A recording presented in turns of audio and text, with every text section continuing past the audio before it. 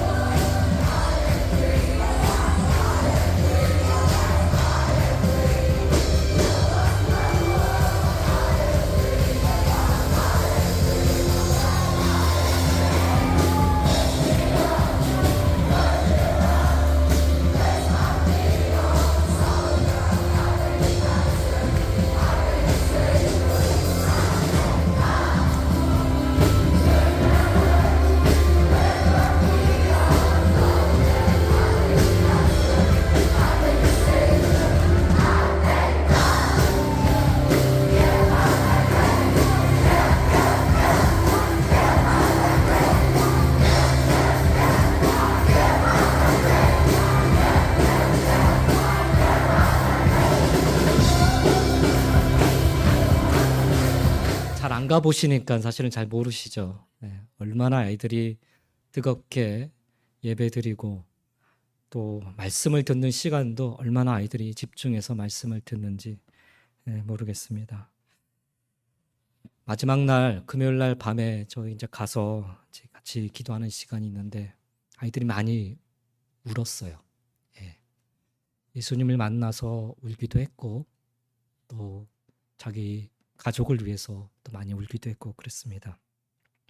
보면 저도 이제 매년 가서 보는데 6학년 때 갔던 아이들이 이제 점점 커서 12학년 됐는데, 근데 어렸을 때 이제 6학년 때 갔던 애들은 사실 어리니까 그냥 쭈삣쭈삣 형들 누나들 따라서 이렇게 하는 것을 보여지는데 한 해 한 해 갈수록 아이들이 달라지는 것이 보여요. 그리고 정말 뜨겁게 하나님을 예배하고 또 고백하는 것을 보게 됩니다. 정말 귀한 집회가 아닌가 생각합니다. 우리 미시간의 청소년 연합 캠프 아주 독특합니다. 이곳에서 자란 아이들이 어느덧 장성해서 대학생, 청년이 된 뒤에도 과거에 이 캠프를 통해서 자신들이 받은 은혜를 그대로 자기 어린 동생들과 후배들을 위해서 아낌없이 흘려보내기 위해서 시간을 내고 또 휴가를 내며 밤낮으로 열심으로 섬기고 있습니다. 어쩌면 이것으로 인해서 지난 30여 년 동안 변함없이 캠프가 진행되어 올 수 있었고, 무엇보다 하나님을 사랑하고 이웃을 섬기는 모습 그대로 이어져 올 수 있었지 않나 생각합니다. 다른 곳에서는, 다른 주에서는 좀처럼 찾아보기 힘든 참으로 아름다운 신앙의 유산이자 전통이 아닐 수가 없습니다. 짧은 시간을 통해 특별히 미시간 곳곳에 흩어져 있던 서로 다른 교회를 섬기던 아이들이 함께 모여 드리는 이 예배를 통해 앞서간 신앙의 선배들의 그 아름다운 믿음의 유산이 어떻게 그 다음 세대들에게 흘러가게 되는지를 볼 수 있는 그런 아주 생생한 현장이 아닐 수가 없습니다. 얼마나 감사한지 모르겠습니다. 찬양을 부르면서 또 말씀을 듣고 또 그 말씀을 나누면서, 그리고 서로를 위해 뜨겁게 눈물로 함께 기도하며 자신들의 신앙의 정체성을 확인하고 또 예수님을 향한 믿음의 고백을 서로가 나누는 이 아름다운 장면은 조금은 더디지만, 그리고 어설프고 실수도 많지만 그리고 어른들이 보기에는 미성숙해 보이지만 우리의 자녀 세대들이 믿음으로 한 발 한 발 견고하게 세워져 가는 과정이라 저는 생각을 합니다. 그 믿음을 계속해서 유지할 수 있도록 많이 기도해 주시면 감사하겠습니다. 지금으로부터 2600년 전 바벨론에 패망하여 나라와 민족의 뿌리마저 다 잃어버린 이스라엘 백성들 역시 우리와 동일하게 고민하지 않을 수 없었습니다. 우리의 자녀들이 오늘의 현실 속에서 믿음으로 다시금 일어나 견고하게 세워져 나가기를 바라는 마음인 것처럼 그들 역시 포로된 바벨론 땅에서 비참한 노예와 또 흩어진 디아스포라의 신세 속에서 자신들의 자녀들만큼은 소망의 땅에서 살아가기를 바라며 간절히 기도하지 않을 수 없었습니다. 그리고 실제로 그들은 바벨론 포로 70년의 세월을 다 보낸 뒤에도 잊혀지지 않고 사라지지 않고 믿음의 세대를 일으켜 세울 수 있었습니다. 역사는 현재를 비추는 거울이다라는 말을 우리는 많이 듣습니다. 우리는 오늘의 이 말씀을 통해 우리가 읽은 이 시편 78편의 이 말씀을 통하여 과거 패망한 이스라엘 백성들이 어떻게 자신들의 다음 세대를 믿음으로 일으켜 세울 수 있었는지를 돌아볼 수 있기를 원합니다. 오늘 우리가 읽은 이 시편 78편의 표제 제목이 붙어 있는데 아삽의 마스길이라고 적혀 있습니다. 아삽은 사람 이름이고요. 마스길이라는 것은 교훈이라는 히브리어 말입니다. 따라서 오늘 본문의 말씀은 교훈을 주기 위한 시, 즉 다시 말하면 신앙을 교육하기 위해 지은 시라는 것입니다. 우리는 교육을 굉장히 중요하게 여깁니다. 교육이 개인과 나라의 미래를 좌우하기 때문입니다. 교육이 제대로 이루어지면 미래가 밝지만 교육이 좌초가 되면 미래가 어두울 수밖에 없습니다. 신앙교육도 마찬가지입니다. 신앙교육이 제대로 이루어지면 가정의 그 자녀의 그리고 교회의 미래가 밝지만 그렇지 않으면 암울할 수밖에 없습니다. 오늘 말씀을 통해 우리는 어떻게 하면은 믿음의 다음 세대를 바르고 온전하게 세워나갈 수 있을까? 우리 함께 말씀을 통해 좀 깨달을 수 있었으면 좋겠습니다. 시편 78편은 시작을 들으라라는 명령으로 시작을 합니다. 1절 말씀을 보십시오. 내 백성이여 내 율법을 들으며 내 입의 말에 귀를 기울일지어다 라고 말씀합니다. 어떤 교훈이든지 시작은 듣는 것에서 출발을 합니다. 듣지 않으면 그 어떤 훈계도 의미가 없기 때문입니다. 그래서 시편 기자는 백성들에게 말씀을 들을 준비를 하도록 주의를 환기시킵니다. 이것은 긴 이야기가 될 것이기 때문에 더욱 필요한 작업입니다. 우리는 각종 미디어에서 수많은 정보가 쏟아져 나오는 시대를 살아가고 있습니다. 그렇기 때문에 사실 오히려 더 집중하기가 그리고 집중해서 듣기가 더 어렵습니다. 그런 이유로 우리는 하나님의 말씀을 듣기 위해 우리의 마음과 귀를 열어야 합니다. 시편 기자가 전하려 하는 가르침은 결코 새로운 것이 아니었습니다. 이것은 예로부터 감추어졌지만 자신들이 이미 알고 있는 바고 조상들을 통해서 이미 전해 들은 것이라 라고 2절과 3절을 통해 고백을 하고 있습니다. 그러죠? 내가 입을 열어 비유로 말하며 예로부터 감추어졌던 것을 드러내려 하니 이는 우리가 들어서 아는 바요 우리 조상들이 우리에게 전한 바라 말씀합니다. 죄에 빠지기 쉬운 연약한 우리가 늘 기억해야 하는 것은 어떤 새로운 가르침이 아닙니다. 오히려 새로운 가르침은 이단들이 유혹하는 수단인 경우가 많습니다. 우리가 확고하게 붙잡아야 하는 것은 우리가 이미 어려서부터 이미 오래전부터 알고 믿어온 성경의 진리입니다.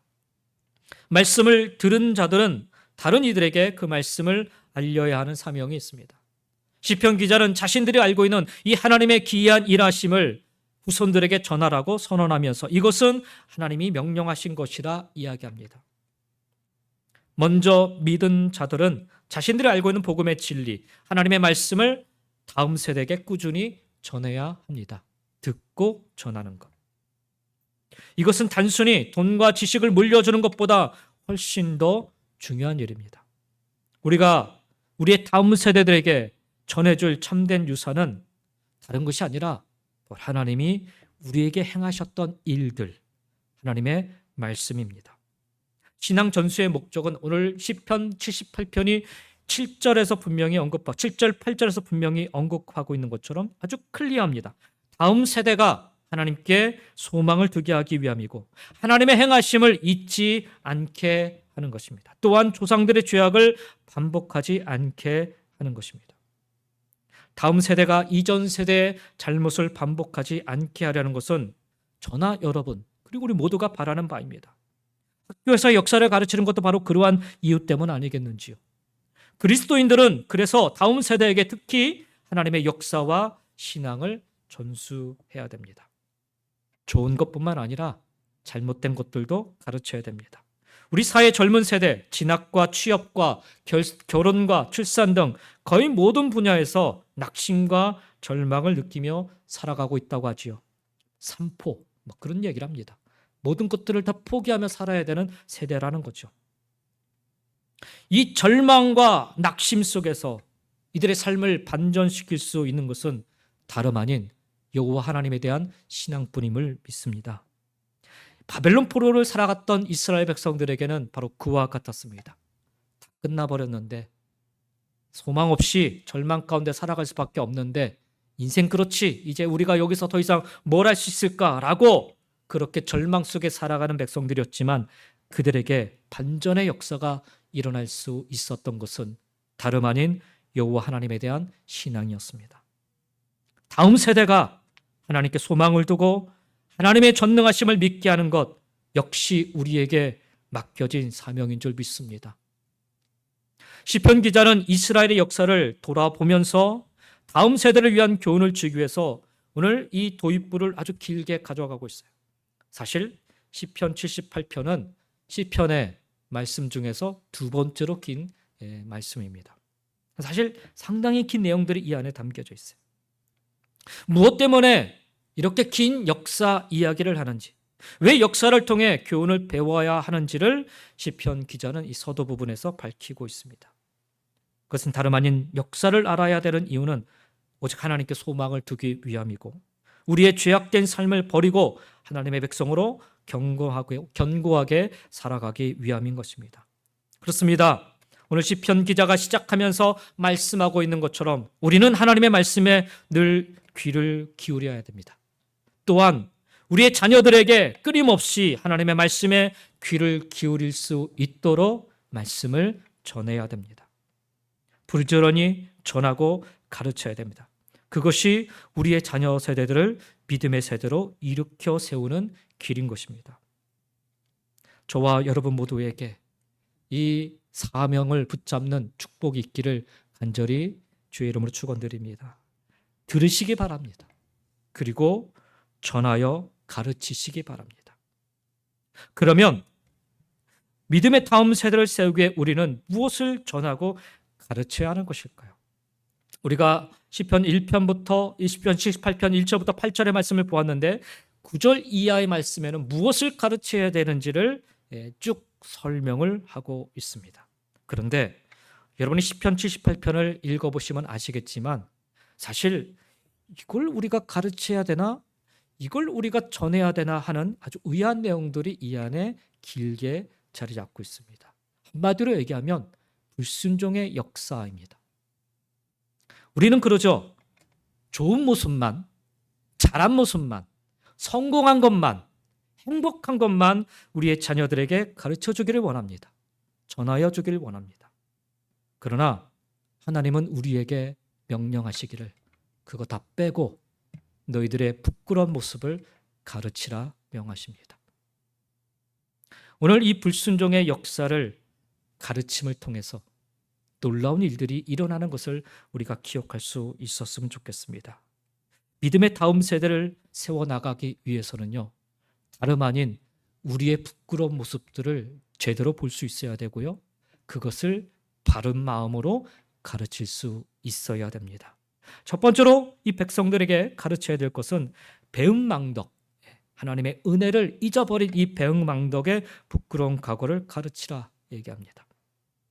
기억나지 않습니다 라는 말, 법정에서 가장 자주 쓰는 변명이라고 합니다.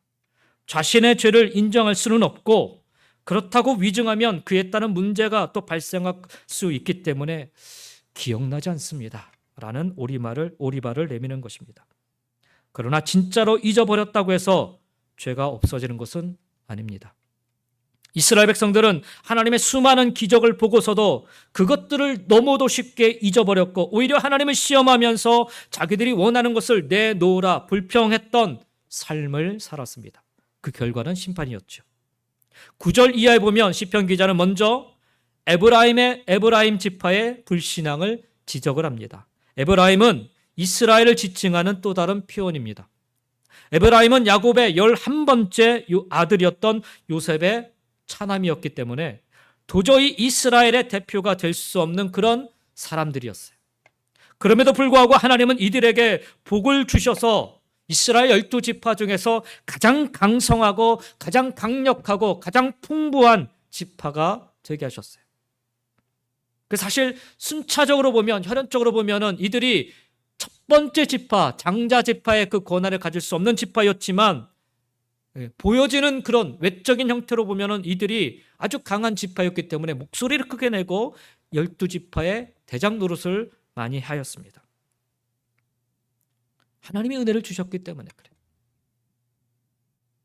이 모습, 에브라임의 지파의 모습, 이 모습은 하나님의 은혜가 어떠한지를 우리에게 알려줍니다. 내 능력으로가 아니라 하나님의 은혜로 그렇게 되었음에도 불구하고 이스라엘은 마땅히 하나님의 은혜에 감사하며 약속의 땅을 향해 담대히 나아가야 했습니다.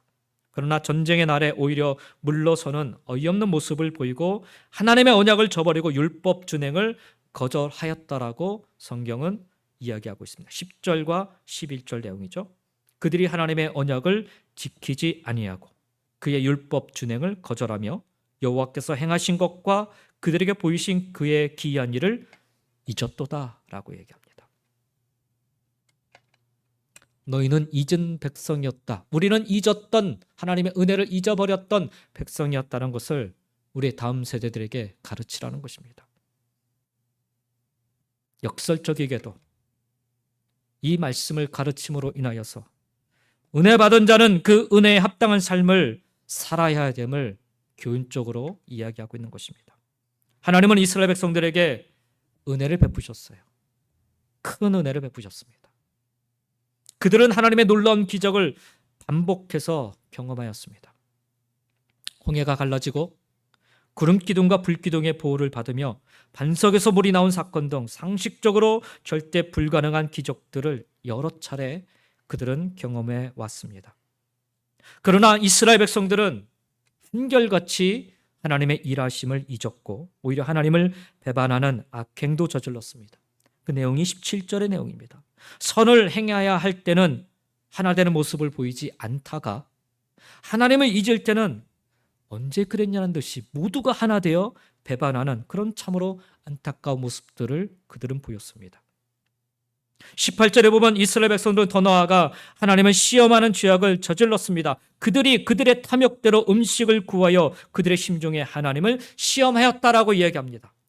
반석에서 물이 나오는 기적을 보고서도 하나님을 경배한 것이 아니라 왜 하나님은 우리에게 더 좋은 음식을 주지 않느냐라고 탄식하였습니다. 마치 하나님을 대적하는 행위와도 같습니다. 하나님은 신뢰와 경배의 대상이지 우리가 함부로 시험하거나 멸시할 수 있는 분이 아니지요. 신뢰 없는 시험은 하나님을 대적하는 일임을 우리는 기억해야 됩니다. 이 같은 이스라엘의 반복된 죄악은 결국 하나님의 진노를 불러일으켰습니다. 하나님은 이스라엘을 구원하시기 위해 사랑의 손길을 내미셨는데 그 손길을 매정하게 뿌리친 이스라엘에게 징계는 당연한 일이었습니다. 악질적으로 하나님을 대적한 자들은 결국 죽임을 당하게 되었고 하나님의 인자하심은 영원하지만 죄악을 언제까지나 용인하시지 않는다라는 것을 시편 기자는 우리의 다음 세대들에게 전해야 된다라고 말씀 적고 있습니다. 끊임없이 하나님을 배반하고 하나님의 은혜를 잊어버리는 세대임에도 불구하고 하나님은 당신의 은혜와 은총 그것을 끊임없이 베풀어 줬어요. 우리의 상식을 뛰어넘습니다. 사실 그 은혜로 말미암아 이스라엘 백성들은 광야 40년을 살아갈 수 있었고 아니 가나안 땅에 들어가서도 그들은 살아갈 수 있었어요. 그럼에도 불구하고 늘 잊곤 하였다라는 거예요. 이스라엘 역사에서 가장 흔하게 등장했던 죄악이 바로 하나님을 잊어버린 거였어요. 망각이라는 거죠. 어쩌면 우리를 포함해 모든 인류가 안고 있는 이 치명적인 약점일지 모릅니다.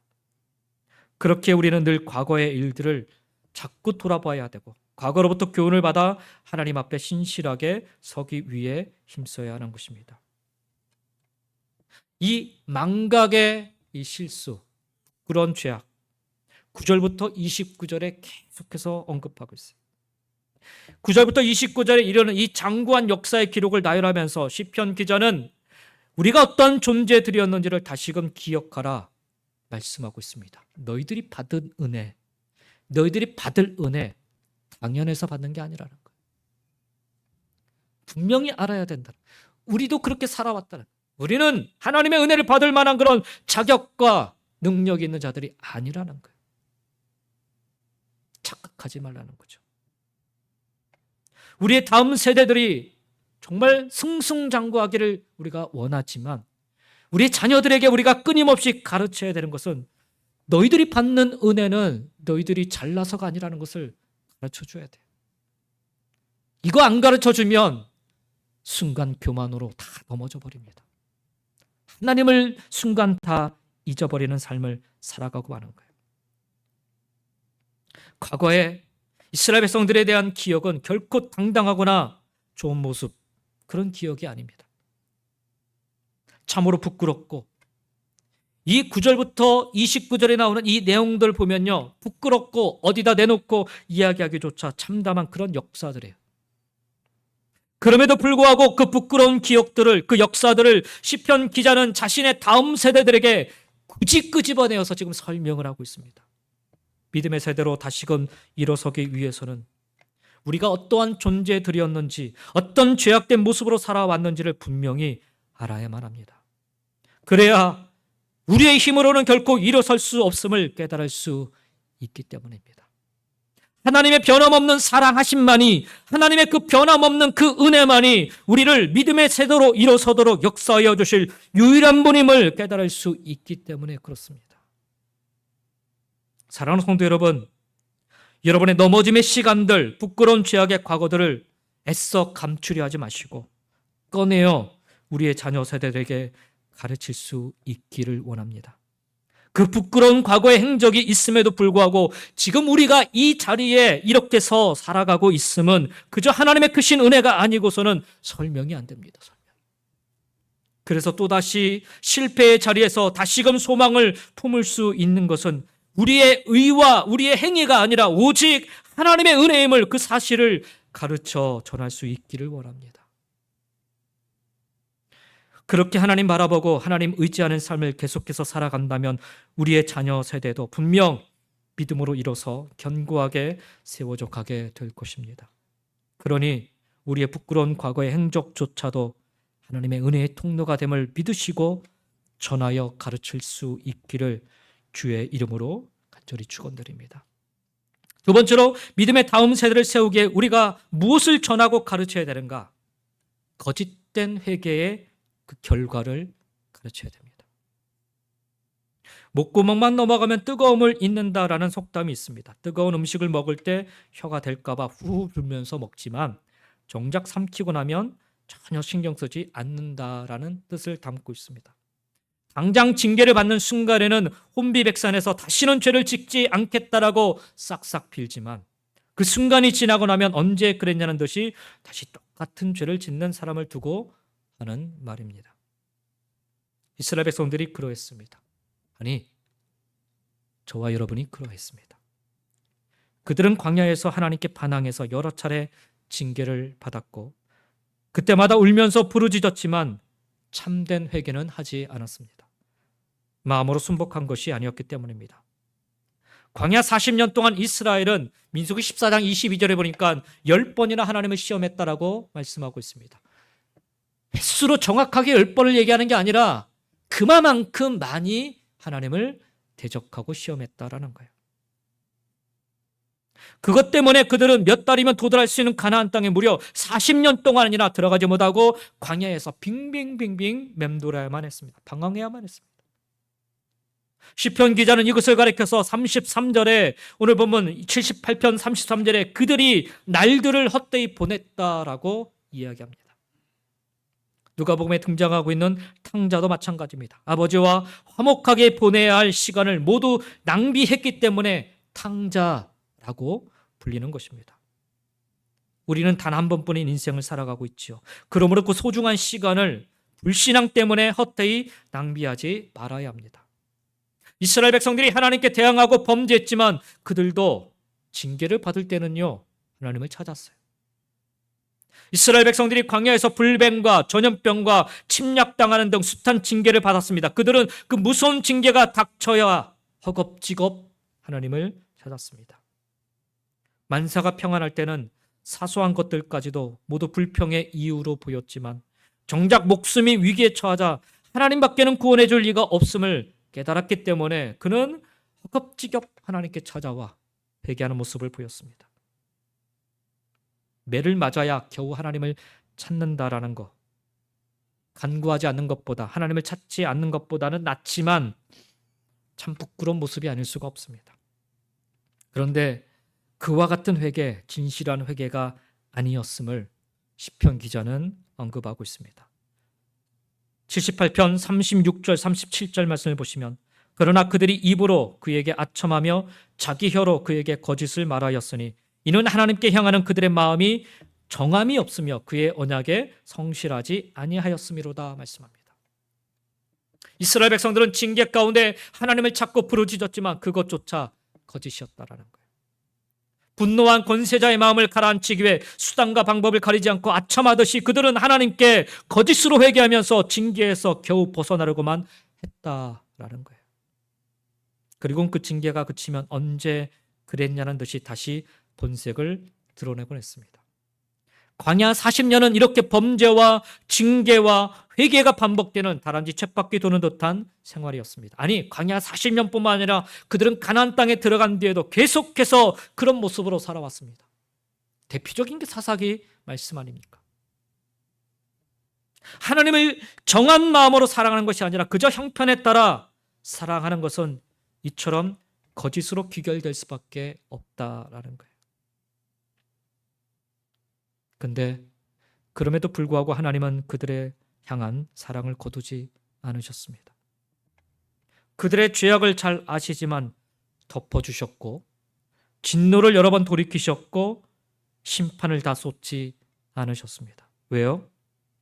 우리 인간이 연약한 존재임을 잘 아셨기 때문입니다. 네, 하나님은 우리를 너무도 잘 아십니다. 지금 회개해도 다시 죄를 지을 것도 아시고 오늘 결단해도 내일 넘어질 것도 아십니다. 그런 연약한 존재임에도 불구하고 하나님은 당신의 크신 사랑을 거두지 않으셨습니다. 이것이 우리가 오늘을 살 수 있는 근거인 것입니다.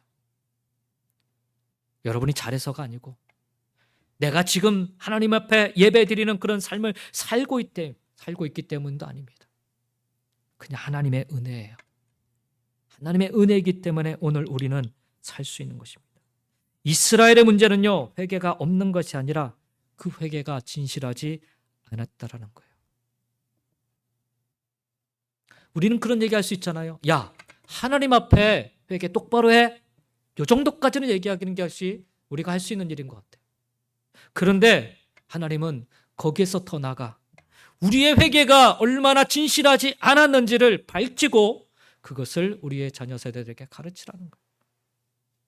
진짜 문제는 회개를 건성건성한 것이었어요. 그 회개가 진실하지 않았다는 거죠. 회개가 진실하지 않았던 이유는 그들의 마음이 하나님께로 온전히 향하지 않았기 때문입니다. 그러니 하나님의 말씀과 율례에 도무지 관심이 없었고 오로지 자기들 소견대로 행할 뿐이었습니다. 그저 눈앞의 고통만 피하고 보자는 식의 회개는 하나님을 계속 실망시킬 뿐이었던 것입니다. 그리고 그 결과는 나라의 멸망이고 민족의 패망이었습니다. 잘 들으라는 거예요. 나의 자녀들이여 잘 들으라는 거예요. 하나님을 찾는 것 중요한데 하나님 앞에 회개하는 것 중요한데 진실하지 않으면 이렇게 끝나버린다라는 거예요. 나라 다 망해버리고 민족 다 패망해버리고 뿔뿔이 다 흩어져 버린다. 뿔뿔이 흩어져 살아도 사는 것 같지 않은 그 고통의 나날들을 하루하루 보낼 수밖에 없다라는 거죠. 그 사실을 뼈저리게 경험한 시편 기자는 자신들의 다음 세대들이 믿음으로 다시금 일어서기를 소망하며 이 말씀을 가르쳐 전하고 있는 것입니다. 하나님 앞에 거짓된 회개가 아니라 온전한 마음으로 서야 함을, 전심으로 하나님을 찾고 구하면 하나님은 결코 우리를 실망시키지 않으실 뿐만 아니라 다시금 일으켜 세워주실 것임을 말씀하고 있는 것입니다. 그렇습니다. 참된 회개를 가르쳐야 합니다. 진실로 돌이키는 삶의 모습을 가르쳐야 합니다. 그러기 위해서는 먼저 우리가 그와 같이 살아야겠지요. 대부분의 자녀들이 실망하는 가장 큰 이유는 부모님들이 말과 행동이 다를 때라고 합니다. 우리가 먼저 온전한 마음으로 하나님 앞에 설 수 있기를 원합니다. 그리고 그 모습을 우리의 자녀 세대들에게 가르치기 원합니다. 그러지 못했을 때 참혹한 결과 어떠한지도 잊지 마시고 가르쳐 주시기 바랍니다. 야, 내가 잘했더니 하나님께서 이렇게 복을 주셨다. 이것만 얘기하지 마세요. 저와 여러분 실수한 거 있잖아요. 이 실수했던 모습들. 야, 내가 하나님 앞에 이렇게 살려고 했는데 내가 그러지 못했어. 그래서 내가 이런 어려움들이 있었어. 라는 것조차도 숨김없이 이야기해 주시기 바랍니다. 그 모습을 통해서 우리의 자녀 세대들은 믿음이 무엇인지, 하나님을 향한 전심이 무엇인지를 보게 되는 거예요. 믿음의 세대로 일어나 세움받는 일은 다름이 아니라 진실함과 온전함 위에서입니다. 핑계대지 마십시오, 여러분. 그 핑계로 우리의 다음 세대들이, 자녀 세대들이 믿음 위에 굳게 설 수 없습니다. 진실함과 온전함입니다. 그렇게 세워지는 우리의 자녀 세대들이 되기를, 그렇게 본이 되어 가르치는 우리 모두가 되시기를 예수님의 이름으로 간절히 축원드립니다. 오늘 시간이 부족해서 제가 계속해서 말씀을 나누지는 못했지만 이 78편 안에는 또 다른 그런 불순종의 역사가 기록되어 있어요. 큰 은혜를 받았는데 너희들이 보여준 믿음은 너무나도 작았다라는 거죠. 저와 여러분, 하나님 앞에 너무나도 큰 은혜를 받았잖아요. 가장 큰 은혜가 뭐예요? 구원받은 거. 근데 저와 여러분이 보여주는 믿음이 어떠한 믿음입니까? 조그마한 것에도 그냥 쉽게 흔들리는 그런 작은 믿음으로 살고 있지는 않은지요. 이거 가르치라는 거예요. 은혜 받았으면 받은 은혜대로 그렇게 큰 은혜, 큰 믿음으로 살라는 거죠. 또 한 가지 그 불순종의 역사, 우상 숭배를 얘기합니다. 무엇보다도 하나님을 전심으로 사랑하고 섬겨야 된다. 우상 숭배 다른 게 아니라 내 뜻대로 행하는 것이 바로 우상 숭배다. 이 우상 숭배로 말미암아 우리는 이렇게 패망했다. 민족이 다 뿔뿔이 흩어지게 됐다라는 것을 가르쳐야 된다는 거예요. 거기서 끝나는 게 아니에요.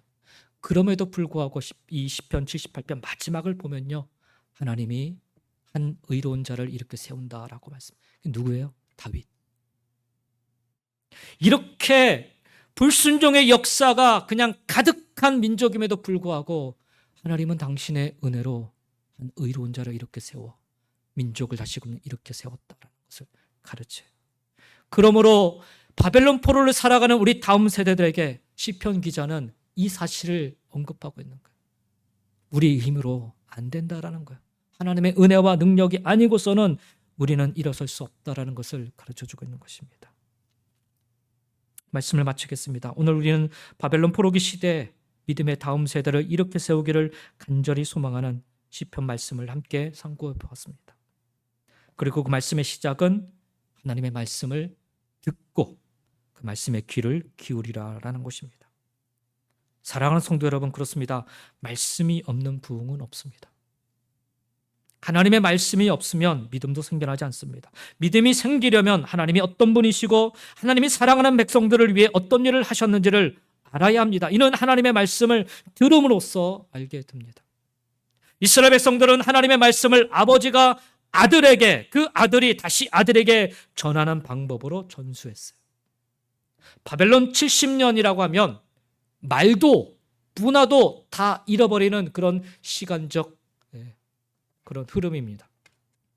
그럼에도 불구하고 그들이 그 70년 동안 말도 잃어버리지 않았고 하나님을 잃어버리지도 않았고 하나님을 예배하는 삶도 잃어버리지 않았어요. 어떻게 이것이 가능했는가?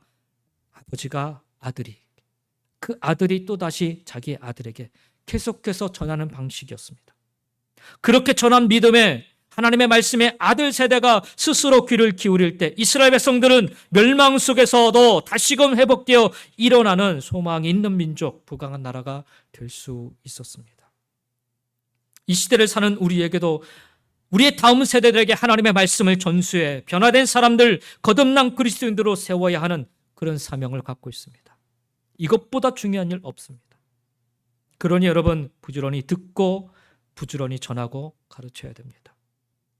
여호와 하나님에 대한 신앙을 전수하는 일에 게을리하지 마시기 바랍니다.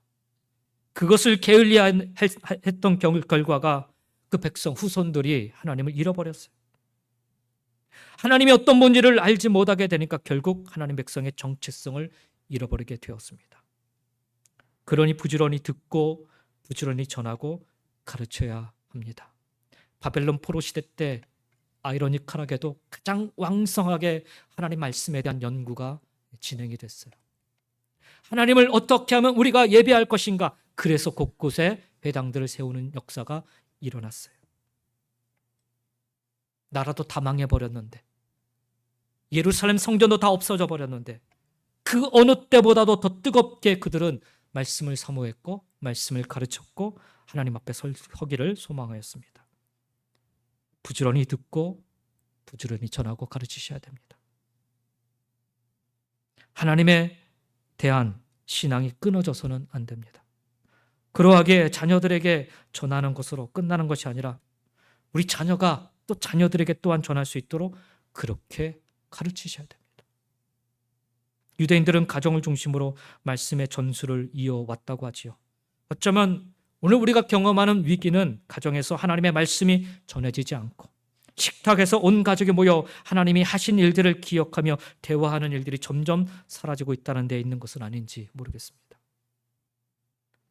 그러니 가정과 교회가 하나 되어 기도하면서 우리 다음 세대에게 하나님의 말씀을 들려주어야 됩니다. 다른 얘기하기 전에 하나님의 말씀 먼저 들려주십시오. 하나님 말씀에 대한 순종함과 또한 불순종의 결과 그 부끄러운 모습조차도 낱낱이 들려주어야 합니다. 가정과 교회 공동체 안에서 이런 일들이 일어나야 됩니다. 기억하십시오. 말씀 속에서만 참된 변화가 일어나게 됨을 믿으시고 말씀 없이는 우리가 기대하는 우리의 다음 세대도 없음을 기억하시면서 우리의 자녀들에게 하나님의 말씀, 그 말씀이 들려지기를 우리의 자녀 세대들이 하나님의 말씀에 귀를 기울이도록 정성을 다하는 우리 모두가 될 수 있기를 주의 이름으로 간절히 축원드립니다. 그렇게 하나님 말씀에 귀 기울이는 우리의 다음 세대, 자녀 세대들이 저들의 소망을 하나님께 두고 하나님의 행하신 일을 잊지 않음으로 믿음의 세대로 다시금 일어날 수 있기를, 바벨론 포로 70년을 다 끝내고 그들이 정말 하나님의 기적적인 능력 가운데 다시금 세워질 수 있었던 것처럼 우리의 자녀 세대들도 그렇게 믿음의 세대로 견고하게 세워져 나갈 수 있기를 예수님의 이름으로 간절히 축원드립니다. 기도하겠습니다.